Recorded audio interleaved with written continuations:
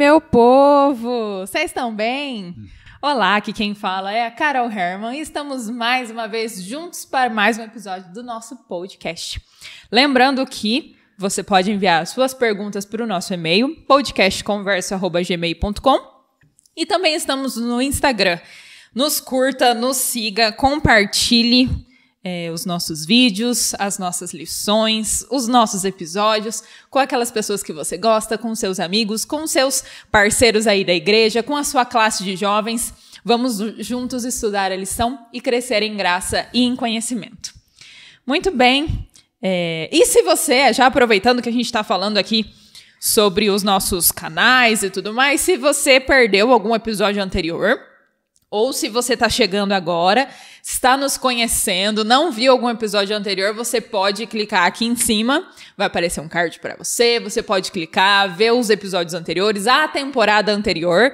Na primeira temporada nós falamos sobre aliança, e agora na segunda temporada, que já está quase acabando, estamos falando sobre sexualidade no contexto bíblico e o que nós podemos aprender sobre o plano de Deus para nós da sexualidade. E hoje nós temos um convidado que é mais do que especial e que principalmente já esteve aqui conosco, não é um convidado que é novidade.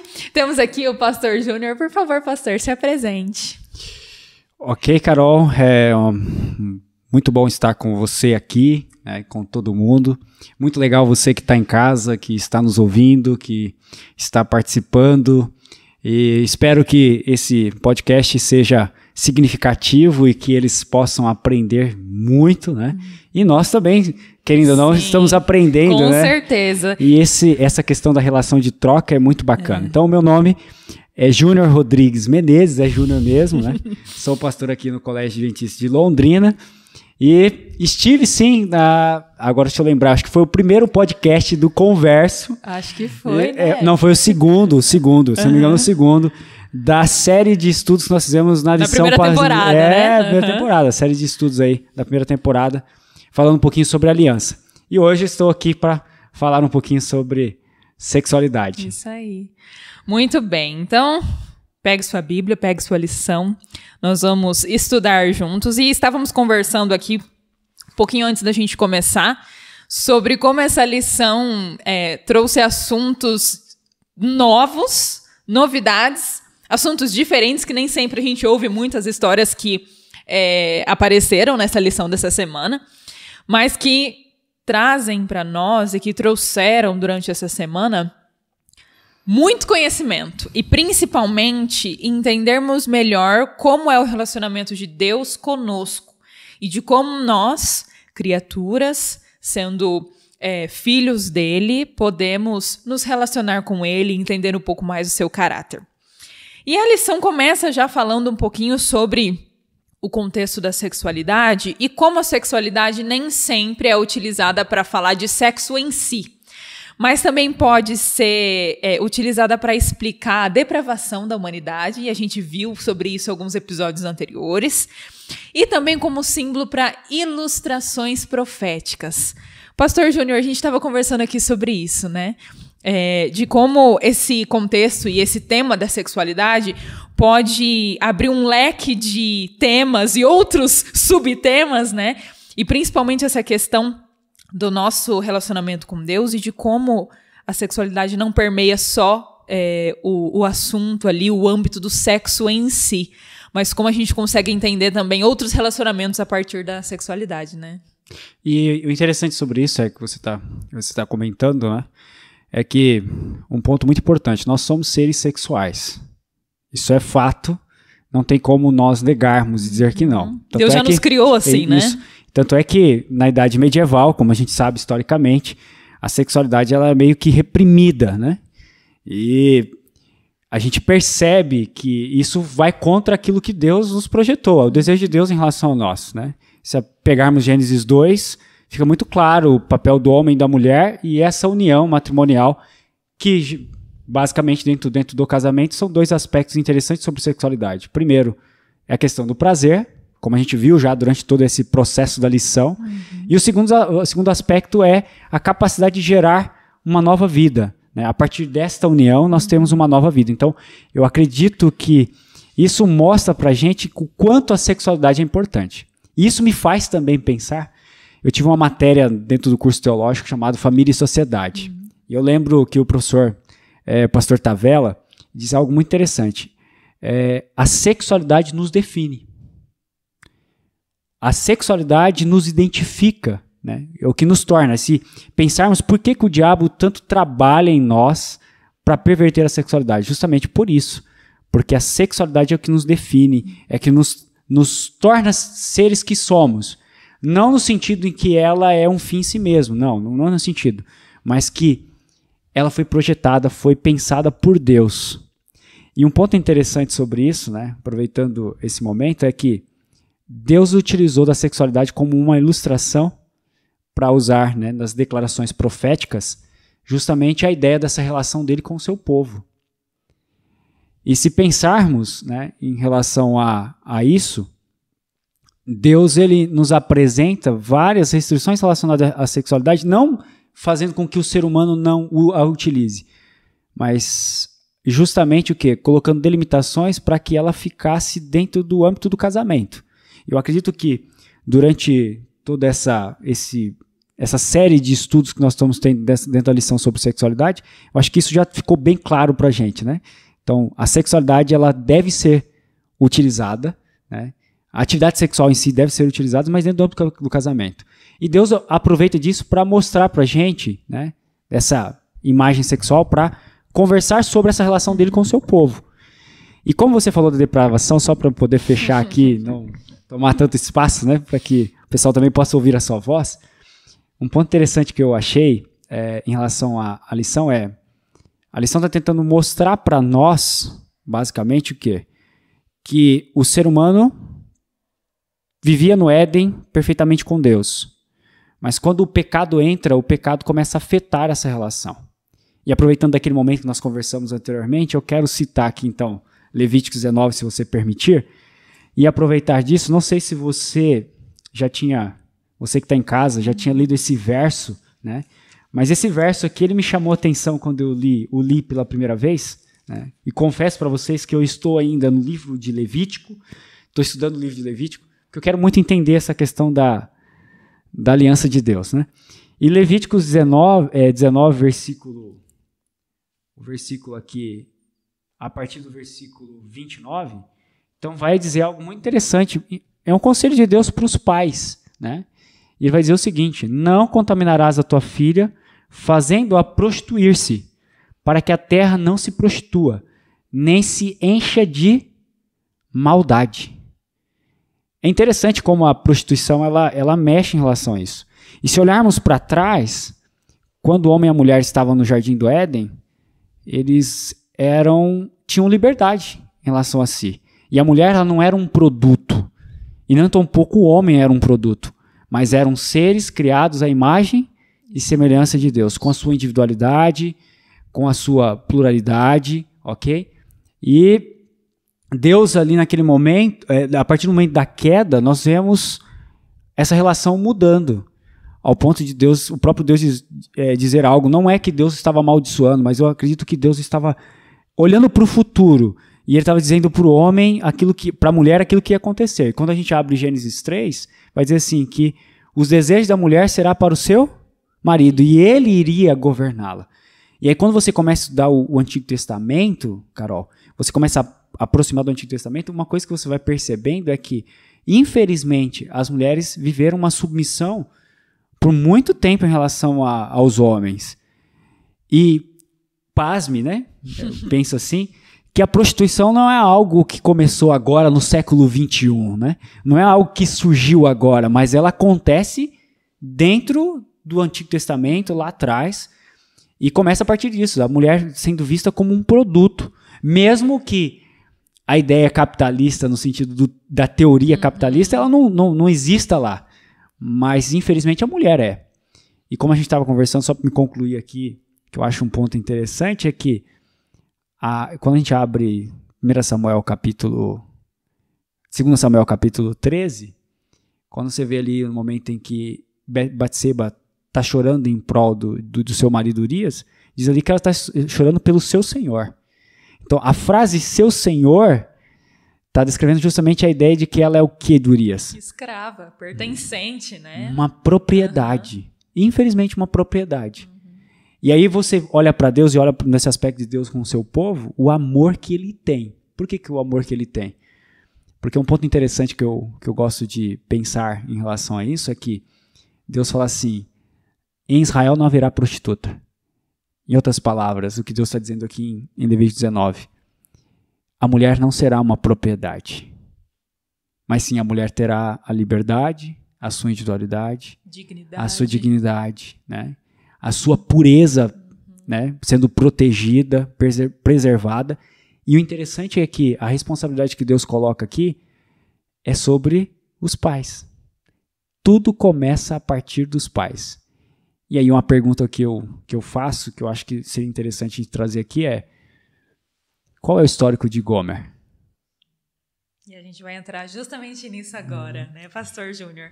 A lição vai trazer, nós comentamos um pouquinho sobre o papel da sexualidade como ilustração profética, né? E a lição vai trazer a história de Oséias e a sua esposa, que era uma prostituta. E... Gente, deixa eu arrumar meu microfone que ele tá caindo aqui. Pera aí, vocês aguentam um pouquinho. Deixa eu arrumar ele aqui, enquanto eu vou arrumando eu vou falando, tá? Então, Oséias, ele se casou, né, com uma prostituta e agora, pasmem, né, pastor? Amando de Deus. E não era para que Oséias sofresse, né, durante a sua vida. Mas existia um motivo ali para isso. Então a lição vai trazer essa história de Oséias e a sua esposa, que era uma prostituta, a esposa chamada Gomer, e vai contar um pouquinho sobre essa questão do relacionamento deles e também como a igreja hoje representa também a esposa de Oséias e esse relacionamento entre os dois, né, pastor? Então a gente vai entrar agora num ponto bem interessante, muito legal, diferenciado. Às vezes para a gente é estranho entender que Deus usou um profeta, né, um servo dele, nessa situação tão estranha de ter que casar com uma prostituta, né? E ela era declaradamente uma prostituta, ela não escondia isso de ninguém, né? E como Deus faz parte dessa história, né? Como às vezes a gente também se sente tão... É muito esquisito pra gente colocar Deus e sexo na mesma frase, né? Isso às vezes pra gente fica... É meio estranho, parece que não é compatível, né? E como que Deus está no meio de toda essa situação, pastor? Eu acho um ponto interessante, primeiro, é que nós precisamos entender que a sexualidade é algo divino. E talvez pela nossa mentalidade católica, né? Nós olhamos para o sexo como algo repugnante, é como se, por exemplo, Deus participa de tudo na minha vida, menos isso. A questão da sexualidade. E a Bíblia ela nos traz justamente uma ideia distinta, uma perspectiva totalmente diferente do que nós pensamos. Tanto é que talvez o livro assim mais polêmico que exista no sentido do aspecto da sexualidade, talvez que alguns tenham até medo dos filhos, quem sabe ler, né? Apesar que em Israel tinha uma determinada idade que poderia... ler esse livro, é o livro de Cantares. Que estudamos sobre isso há poucas lições atrás. E ele vai falar justamente a respeito da sexualidade e Deus expressando o desejo dele em relação através o desejo dele para o homem e para a mulher através da sexualidade. E um ponto interessante aqui do livro de Oséias o primeiro ponto a gente tem que pensar em que contexto Oséias está sendo escrito. Só para você ter uma ideia, mais ou menos no ano 740 a.C. No ano 722 a.C., a gente vai ver ali o rei Salmanaser, eu acho que esse é o termo assírio, Salmanaser, ele descendo em Israel e conquistando a parte norte. E quando a gente olha para o livro de Oséias é o último profeta, e quando a gente abre a Bíblia no livro de Êxodo, Carol, a gente vai ver ali que o profeta, ele nada mais era do que a boca de Deus, o porta-voz de Deus. E a gente vai ver que na vida do profeta, algumas coisas aconteciam como ilustrações em relação ao povo. E uma delas é justamente essa ideia do casamento. A gente chegou a estudar um pouquinho de Ezequiel também, você vai perceber na história de Ezequiel que a mulher de Ezequiel morre e Deus fala assim, você não vai chorar a morte da sua esposa, ou seja, não vai entrar em luto em relação a ela. Já parou pra pensar um ser humano sem entrar em luto? E eu penso que Ezequiel amava a sua esposa.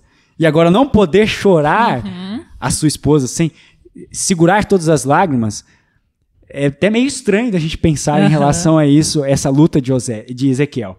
E no livro de Oséias vai abordar justamente isso. E Gomer vai ser a figura simbólica em relação ao povo de Israel. Apesar de Gomer ser realmente uma mulher literal que viveu em período histórico, ela vai simbolizar Israel do norte, que no caso nesse período aqui. E um ponto interessante é que Deus olha e diz para ela, como está para Oséias, né, no versículo 2, quando pela primeira vez falou o Senhor por intermédio de Oséias, então o Senhor lhe disse, vai, toma uma mulher de prostituições e terá filhos de prostituição, porque a terra se prostituiu desviando-se do Senhor. Foi-se, versículo 3, pois e tomou a Gomer, filha de Diblaim, e ela concebeu e lhe deu um filho. E aí Deus vai descrever em relação ao nome dos filhos. Eu penso assim, agora sendo assim, ser humano, pensando no aspecto ser humano, será que teríamos a coragem de Oséias? Dizem por aí que amor não escolhe profissão, mas escolhe sim, né? Essa é a grande escolhe verdade, sim, né? E outro detalhe, ele estava se envolvendo com alguém que possivelmente na sua mente não o amava. Né? Por quê? A Gomer, querendo ou não, ela estava acostumada a receber pela troca do ato sexual, né? Por oferecer o seu corpo. Então ela estava acostumada em relação a isso. Que tipo de relacionamento seria esse que vive à base de troca? E a gente, como eu falei para você lá no início, né, a gente não sabe o histórico de Gomer. O que a levou a tomar a decisão em relação à prostituição. Trazendo para o nosso contexto hoje, não tô justificando a questão da prostituição, mas um ponto que nós precisamos pensar é, se existe a prostituição, alguém está pagando por ela. Outro detalhe importante, nem todas as prostitutas, e isso a gente pode estudar um pouquinho, ler alguns artigos científicos, a gente vai perceber que nem todas estão lá porque realmente querem. Elas têm consciência que o seu corpo é um produto. Então, a grande questão que talvez nos mexa conosco e nos faça pensar é justamente o quê? Que Gomer estava ali por algum contexto, alguma realidade. Talvez a vida não... essa não foi uma escolha que ela fez, usando seu livre-arbítrio. Talvez a vida, os acontecimentos na vida levou ela a viver daquela maneira. Repito, não estou justificando, mas estou descrevendo o contexto, a história. Talvez a levou a tomar essa decisão de viver daquela maneira. E agora um detalhe importante é, você consegue perceber também o amor de Deus em relação a Gomer? Porque quando Deus escolheu Oséias para viver essa realidade com Gomer, Deus sabia do coração de Oséias. E que possivelmente Deus sabia, claramente Deus sabia que Oséias iria amar essa mulher. Ele iria fazer aquilo que Deus estava desejando, né? Aquilo que Deus queria mostrar através da experiência dele. Então, quando eu penso em relação a Gomer, eu penso justamente nisso, desse amor de Deus, desse amor de pai. Agora eu vou fazer a ponte, que é o de Levítico. Para quem que Deus falou, não deixe a sua filha prostituir? Para os pais. E, de certa maneira, nós como cristãos, nós somos responsáveis pelos nossos adolescentes, pelas nossas crianças, pelas nossas juvenis, né? Pelas adolescentes, né? Ao ponto de nós, como igreja, olharmos para elas e buscar, de alguma maneira, lutar ao longo da nossa vida para que elas não entrem nesse caminho. Então esse é o grande ponto. Então Deus tinha um desejo ali. Eu não sei do histórico de Gomer, mas isso me faz pensar um pouquinho em relação a ela. Porque é muito fácil você olhar para Oséias e sentir misericórdia em relação a Oséias. O senso de justiça, né? E eu acho que isso que é bacana da Bíblia é que quando a gente estuda, a gente lê a Bíblia, esses sensos vão desenvolvendo em nós. Porque a narrativa tem esse poder, né? Senso de justiça, de amor, de graça, de misericórdia, de ódio, né? Não que não deveríamos, como diz a Bíblia, né? A gente deve se irritar, mas não pecar, né? Mas dá esse senso em relação a Oséias. Quando você começa a ler, você vê um cara que está amando, que está buscando dar o melhor para sua esposa, e a sua esposa constantemente traindo. Que não está nem aí. Está nem aí para ele, o que quer vê-lo pelas costas. Mas um ponto interessante é que a gente não para pensar que, de alguma maneira, Oséias é um produto de um meio. De uma sociedade em que Deus disse assim, vocês têm uma aliança comigo, vocês têm um compromisso comigo. Não tenha prostituta em Israel. Não faça isso com as suas filhas. Cuide de cada uma delas. Ame-as como eu vos amo. Mas, infelizmente, isso aconteceu. Infelizmente, Israel se prostituiu. Então, não precisamos ir longe. Vamos para o livro de Reis, vamos para o livro de Crônicas. Você vai ver a realidade do povo de Israel ali. Como eles estavam. Então, esse é o grande ponto, Carol, que eu penso em relação à narrativa da própria história de Oséias. E, ao mesmo tempo, a gente vê alguém ali, como Oséias, que amou verdadeiramente a sua esposa. E só para a gente trazer a questão da depravação, eu vou puxar o gancho da lição passada. Eu quero lembrar você, se você não estudou a lição passada, estude ela, que você vai entender um pouquinho disso. Vai aparecer aqui de novo o link para você clicar e estudar a lição passada. E a lição passada, um ponto interessante sobre ela é que existe um pecado chamado porneia. A palavra porneia no grego é impureza. E o que é a impureza? A impureza é muito mais do que um ato sexual. A impureza começa a partir da minha mentalidade em relação a aquilo que eu estou vendo.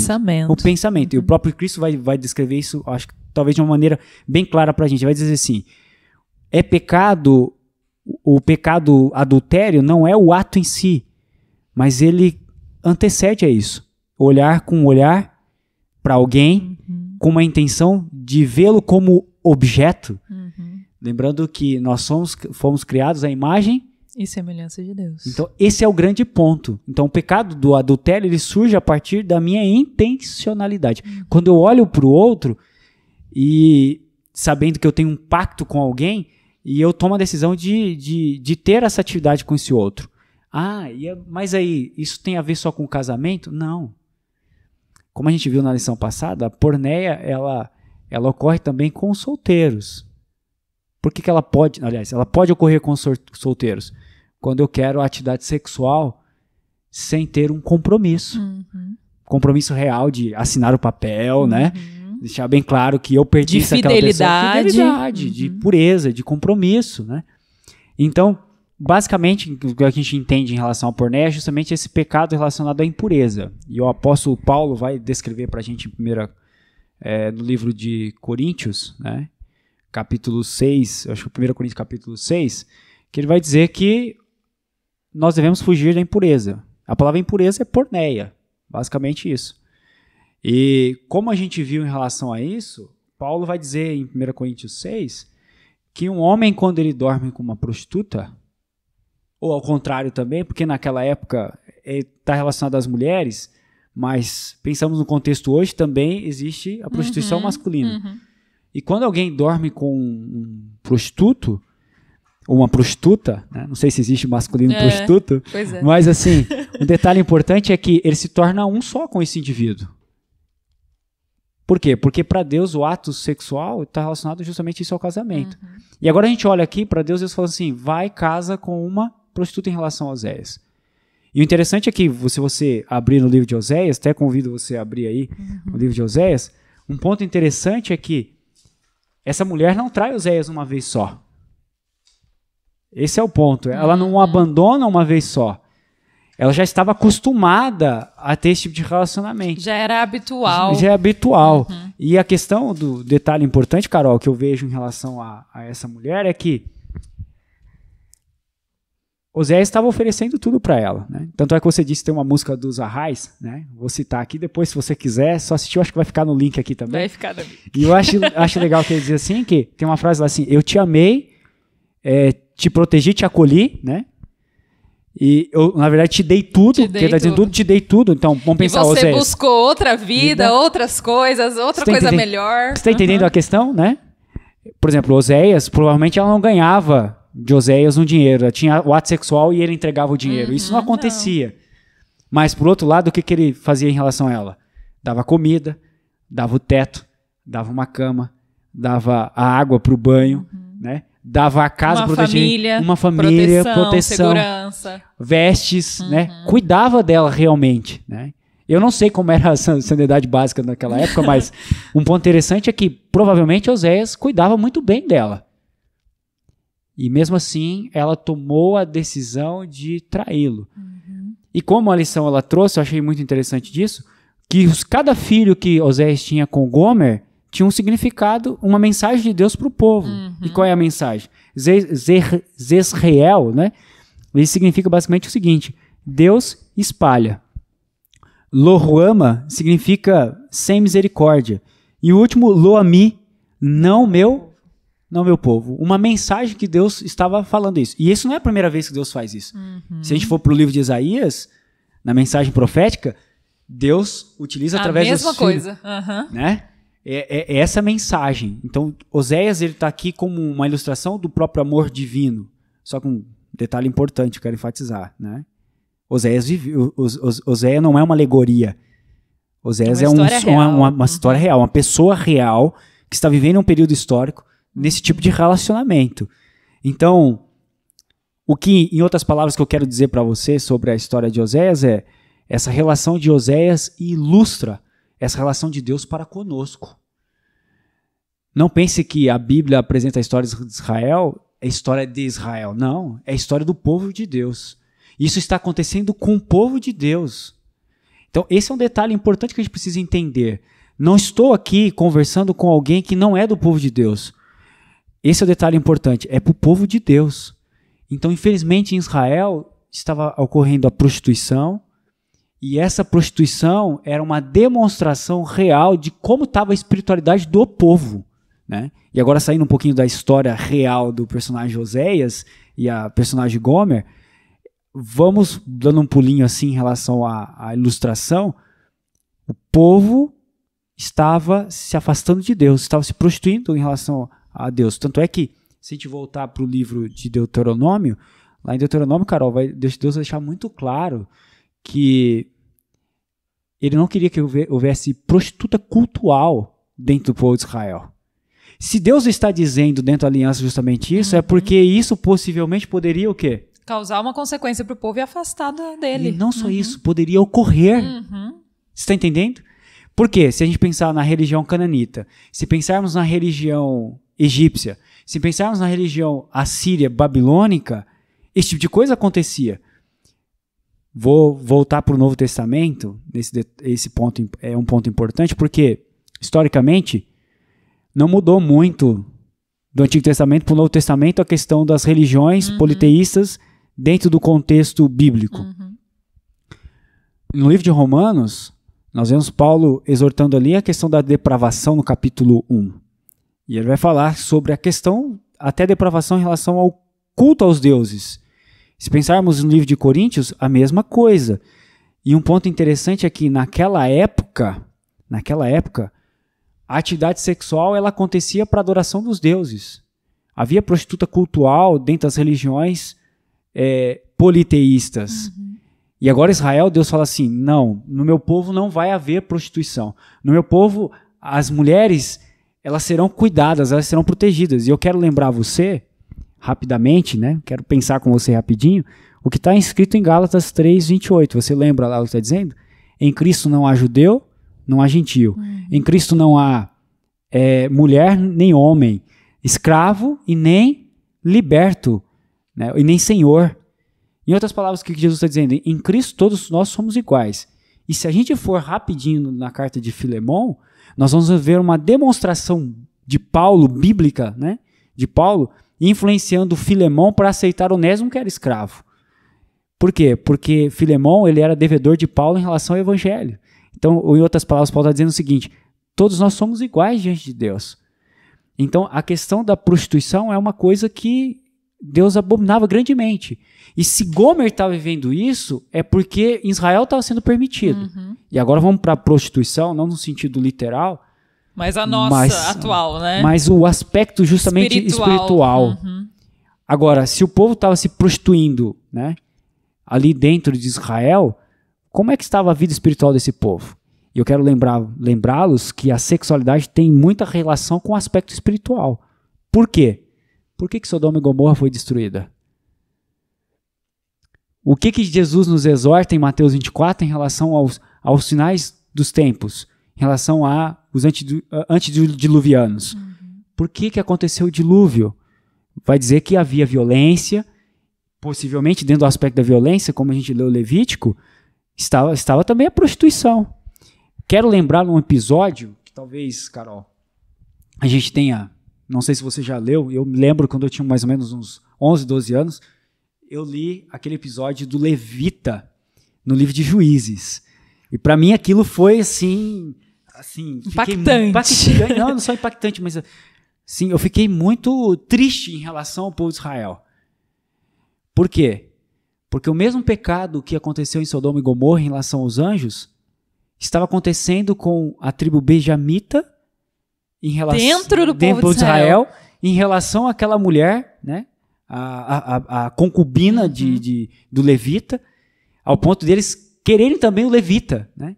Então, você está entendendo a questão da prostituição e a respeito da espiritualidade? O abuso, a violência, né? Então, tudo isso está associado. E quando nós olhamos para o aspecto espiritual, então o povo estava se prostituindo, o povo estava adorando outros deuses. Exemplo disso, Jeroboão, ele traz, no capítulo 12 de 1 Reis, ele traz a adoração a 2 bezerros de ouro. Um ficou em Dan e o outro em Betel. Aqueles 2 bezerros de ouro mostram a depravação espiritual do povo, trocando o próprio Deus em relação a outros deuses. E se a gente for em Ezequiel, quero dar um pulinho em Ezequiel, que a lição vai trazer em relação a isso, né? Ezequiel 16, ele vai dizer o seguinte lá em Ezequiel. Vamos dar um pulinho lá? Eu acho que esse verso, agora mesmo. E eu não sei se eu vou escandalizá-los, né? Vou deixar vocês assim meio... Assim, como assim, pastor? Que negócio é esse? Mas eu vou para você entender o nível da depravação que o povo estava vivendo. Então, Ezequiel 16, provavelmente você já leu o capítulo, eu quero aconselhá-lo a ler e a entender um pouquinho disso. Ezequiel capítulo 16. Que é justamente esse o contexto, a depravação do povo de Israel em relação ao relacionamento deles com Deus, e aí entra aí a metáfora do casamento, né? Então agora a gente vai ver muito claramente como Deus estava enxergando essa depravação do povo de Israel, a prostituição do povo de Israel, mas uma prostituição espiritual. E o interessante aqui, eu quero trazer para você, que ele vai utilizar a linguagem da sexualidade para conversar sobre isso. A partir do versículo 23, né, do capítulo 16, ele vai dizer o seguinte, ó: depois de toda a tua maldade, e aí tem um abre parênteses aqui, né? Ai, prostíbulo de culto, e fizeste elevados altares por todas as praças, a cada canto do caminho edificaste o teu altar e profanaste a tua formosura, e abriste o quê? Olha que linguagem dura, né? Abriste as pernas a todo o que passava e multiplicava as tuas prostituições. Também te prostituíste com os filhos do Egito, teus vizinhos, de grandes membros, e multiplicaste a tua prostituição, para me provocaste a ira. Esses 2 versos descrevem realmente como estava Israel. E essa prostituição é o quê? É que o povo de Israel havia absorvido os deuses do Egito, deuses também cananeus, ok? Um exemplo disso, o próprio Elias, vamos pegar, o ministério de Elias não está muito longe de Oséias, né? O ministério de Elias está no período de Acabe, é pouco tempo, não é muito tempo. E como é que estava o povo? O povo estava adorando a Baal, né? O deus da fertilidade. Então você está entendendo a realidade do povo, a depravação do povo? Agora vamos puxar para o nosso tempo. Hoje a gente não adora Baal. Hoje a gente não adora Marduk, babilônio, né? Não adoramos Ra, né? Ra, deus egípcio. A gente não adora esses deuses. Mas nós adoramos a Mamon muitas vezes em relação ao dinheiro. A pornografia. A pornografia pode se tornar um deus, é um vício ao ponto de absorver Deus. E aí eu pergunto, a pornografia nada mais é do que a prostituição. Por que a prostituição? Porque na nossa cabeça muitas vezes a objetificação do ser humano. Transformando um ser humano em um objeto, como você está dizendo, e no meio capitalista, né? Porque, querendo ou não, apesar de eu não estar no ato em si em relação à pornografia... Alguém tá ganhando dinheiro com isso. E não somente isso, né? A gente não sabe o histórico da mulher que está vivenciando a prostituição naquele momento, né? Se você buscar estudar um pouquinho sobre a questão da pornografia, uma das coisas que você vai perceber em relação a isso é que muitas mulheres elas são violentadas dentro do ato sexual, elas fazem coisas que elas não esperavam que aquilo ia acontecer e elas são subjugadas realmente. Não querem fazer. Outro detalhe, às vezes ela já vem de um histórico de abuso que a levou a ver aquilo, a viver aquilo. E um detalhe importante, talvez na relação com os pais, a ausência paterna, né, a levou a um relacionamento, nesse relacionamento foi decepcionada, e ela, a partir daquele momento, entendeu que a relação que ela tem com o outro é uma base de troca. Ela dá a atividade sexual, dá o seu corpo, entrega o seu corpo realmente, né? Ela entra no ato sexual, aliás, e ela entrega o seu corpo para ter carinho, para ter afeto. Você está entendendo a questão? Então, a comercialização dela acontece por uma busca interna de ser aceita, de ser amada, de ser... E eu e você que somos, talvez estamos aqui do outro lado, não tem ideia disso, do que está acontecendo em relação a elas, né? Então, o ato em relação à prostituição. Então, do lado de cá, apontar o dedo, discriminar, de machucar, né, a gente tem que tomar cuidado em relação a isso. E a gente não pode ser investidor em relação a isso. Por quê? Como eu estou dizendo para você, a pornografia pode se tornar um Deus em nossa vida, literalmente, né? Porque tudo aquilo que ocupa o seu coração no lugar, no lugar de Deus, se torna o seu Deus. Então, esse é o detalhe importante. Então, além da prostituição, o que mais poderíamos ter em relação aos deuses hoje? A própria mídia, né? A ideia do corpo perfeito, né? Hoje nós estamos vivendo uma cultura corporal. Eu me lembro que quando me formei em educação física, tive uma matéria muito interessante sobre ensino-aprendizagem, né? Dentro do processo de educação física. E hoje esse livro já está meio que extinto, o livro didático, na época, que era o Requião, o governador no país, no nosso estado, Paraná. E o Requião produziu um livro didático do ensino médio sobre educação física, na gestão dele. Eu achei muito interessante. Se você quiser, eu acho que você consegue encontrá-lo. É muito raro encontrar na internet, mas eu acho que se você pesquisar o PDF, eu acho que você consegue. E tem um capítulo interessante que ele fala sobre anabolizantes, né? Porque dentro da educação física, o profissional está sempre preparado para trabalhar com academia. E você que talvez que está me ouvindo seja um profissional de educação física, não quero que você fique chateado comigo, mas um ponto interessante, Carol, é que esse ponto em relação da ideia do culto ao corpo, né?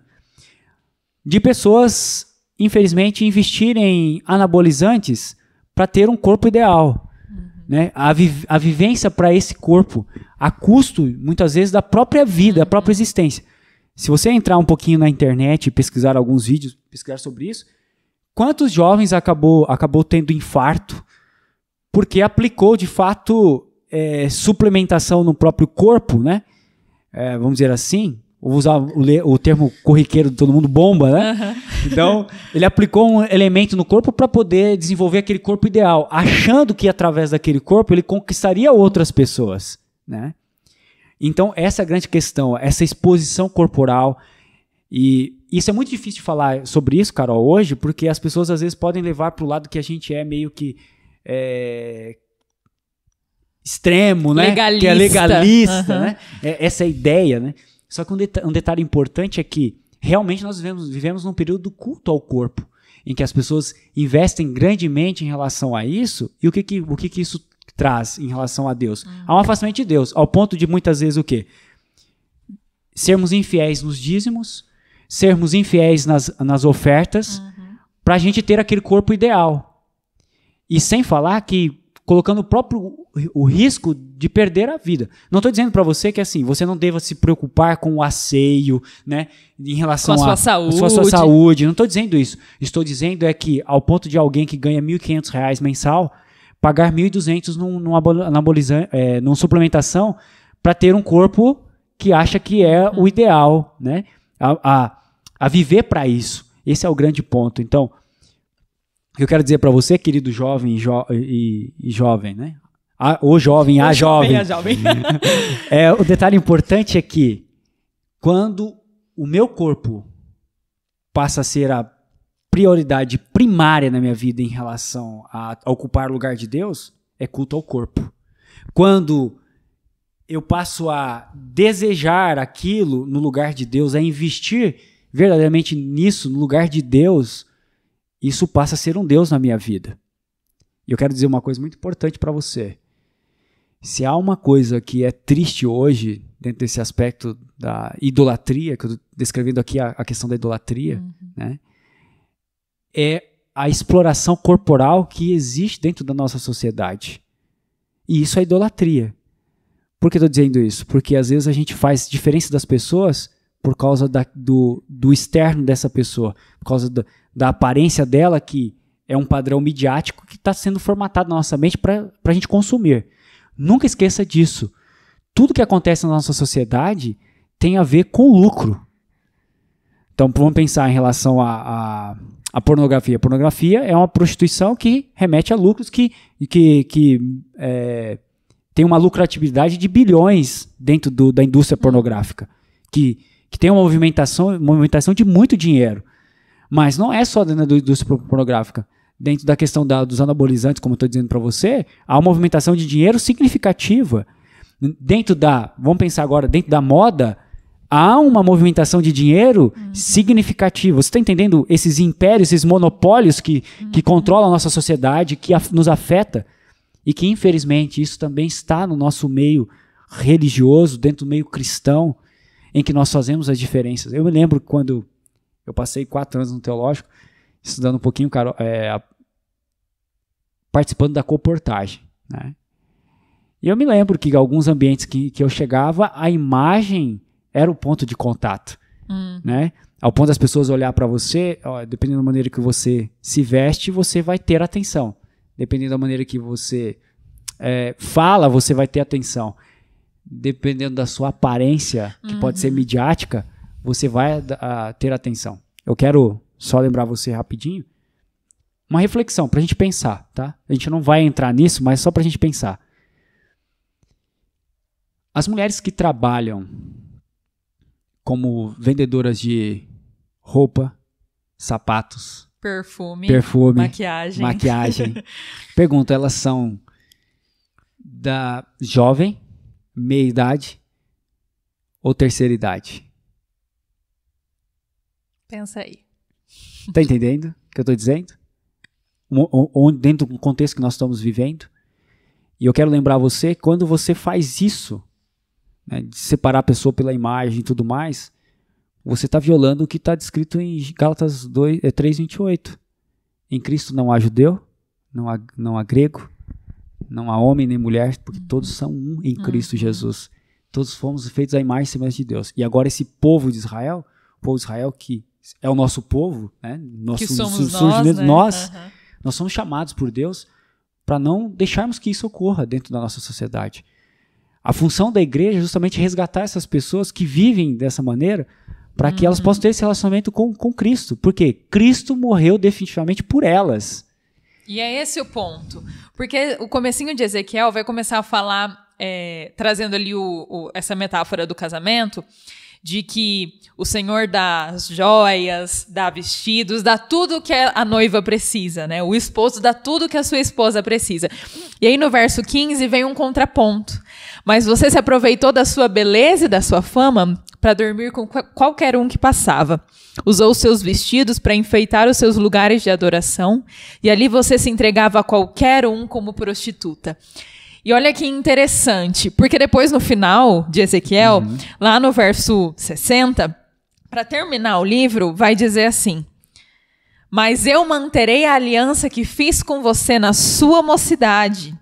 Essa mocidade que você esqueceu de tudo aquilo que eu fiz por você, você se esqueceu. Mas eu manterei a minha aliança e farei com você uma aliança que durará para sempre.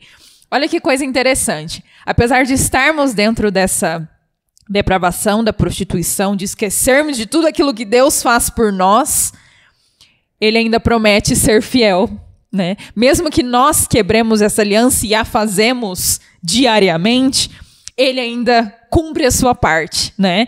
Mesmo que nós não sejamos fiéis a ele, ele vai ser fiel a nós. E o que acontece na história de Oséias e a prostituta é a mesma coisa. Deus diz para Oséias, volta lá, apesar de tudo, volta lá e ame a sua esposa. Não é a mesma coisa que Deus faz conosco? Oséias não é o próprio Cristo ilustrado, né? Que volta e olha para o seu povo e ainda assim o ama, né? Um amor incomparável, mesmo sabendo de toda a nossa situação, de todo o nosso pecado, de toda a nossa depravação e prostituição. Talvez nós não estamos aí vendendo o nosso corpo, mas estamos trocando a presença de Deus por presença de outras coisas que não são importantes e significativas. E estamos fazendo a mesma coisa que a prostituta fazia com Oséias, estamos fazendo com o nosso Deus.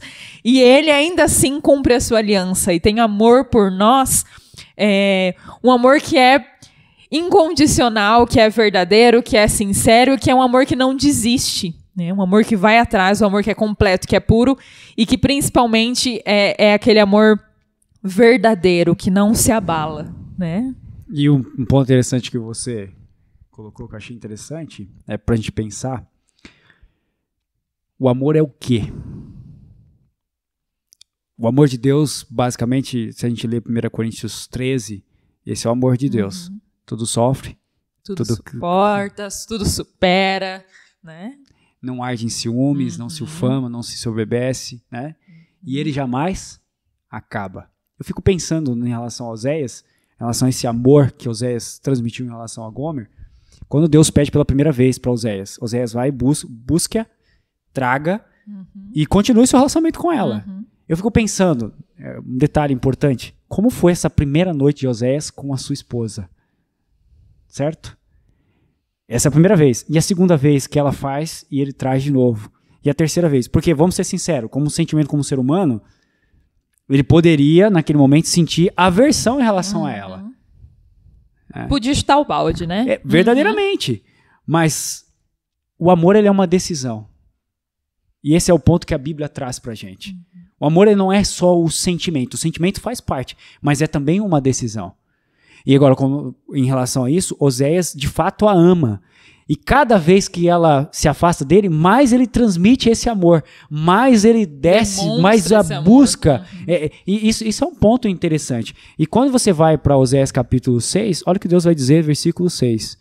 Pois misericórdia quero e não sacrifício, e o conhecimento de Deus mais do que holocaustos.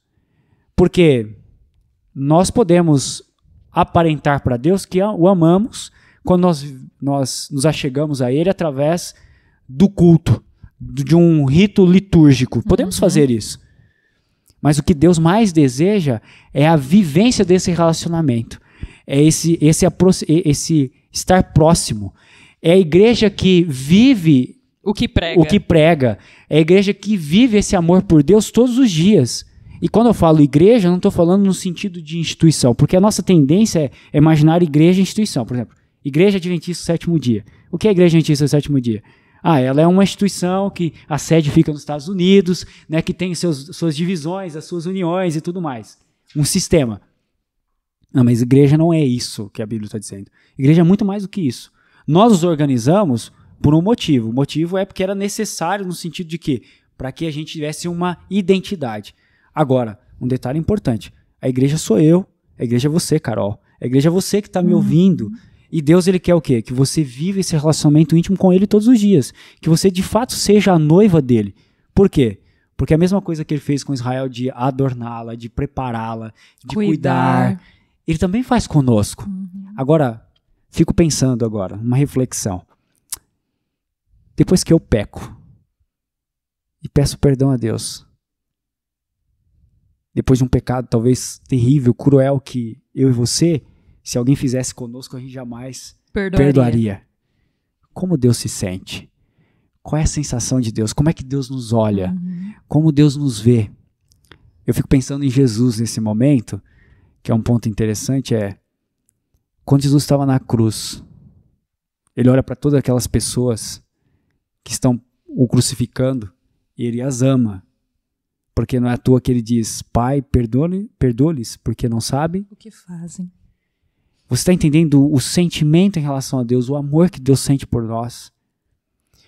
Jesus, o apóstolo Paulo vai dizer algo muito interessante em Efésios, que o marido deve amar a sua esposa como Cristo amou a sua igreja. E qual que é o limite de amor de Cristo?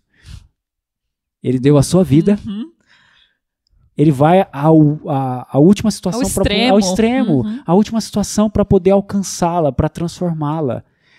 Então, quando eu olho para o povo de Israel, quando eu olho para mim, para você, como igreja de Deus, eu olho um ser humano fraco, falho. Mas quando eu olho para Cristo, quando eu olho para Deus, eu vejo um amor imenso, um amor extraordinário que é capaz de ir ao fundo do poço para nos tirar, para nos transformar, para nos converter, para mudar a nossa história de vida. Porque eu fico imaginando a história de Gomer e Oséias, é que Gomer afasta algumas vezes, mas chega um momento em que ela entende.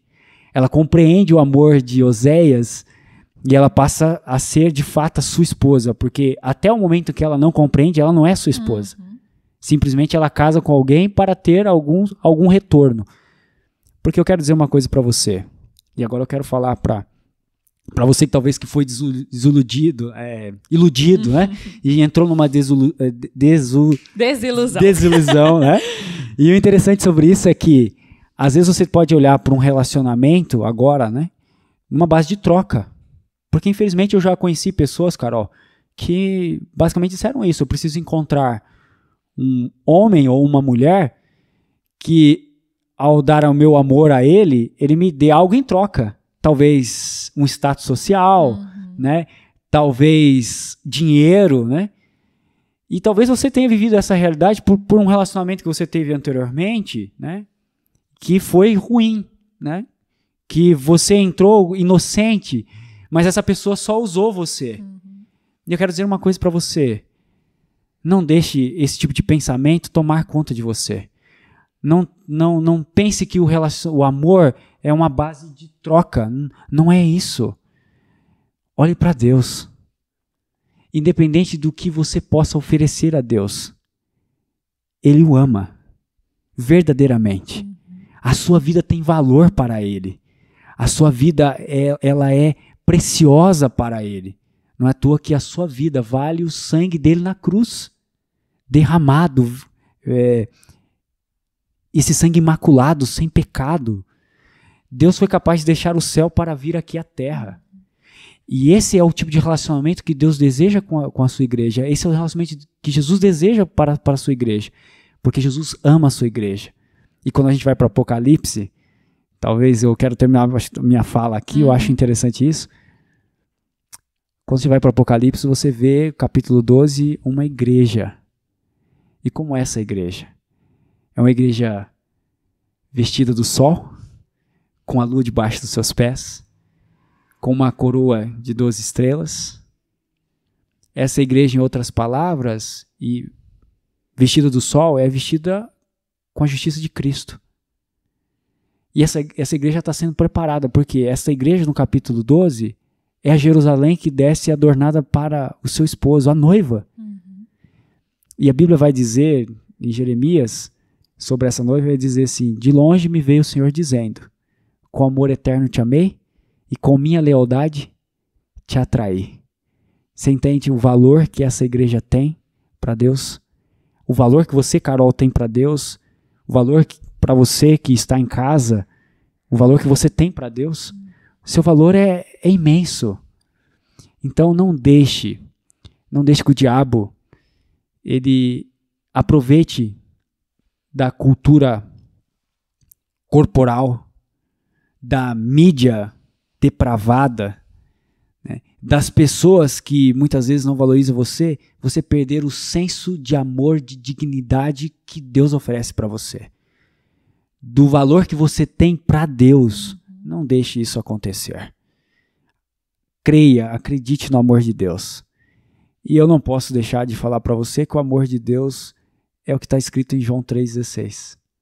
Porque Deus amou o mundo de tal maneira que deu seu único Filho, para que aquele que nele crê não pereça, mas tenha a vida eterna.